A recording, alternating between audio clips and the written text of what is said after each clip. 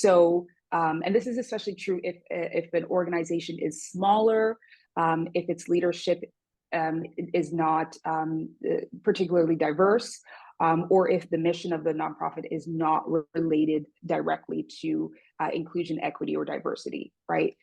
Some of the reasons that we see that nonprofits, um, you know, have not or are not focused on inclusion is a lack of a structured approach, a lack of organizational structured approach. And so, sometimes as nonprofits, we rely on informal or peer-led inclusion efforts, which are, while a great start and well-intentioned, they're not sufficient to kind of sustain an inclusive culture long term.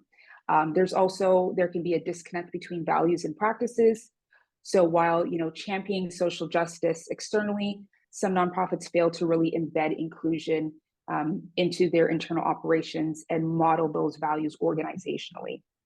And then lastly, um, sometimes in nonprofits, and this is true of all organizations, but for the purposes of our conversation today, sometimes there is underrepresentation in leadership.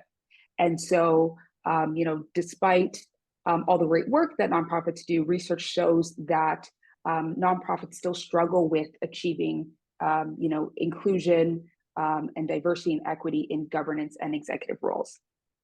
So we've set the stage. Let's get into the 10 things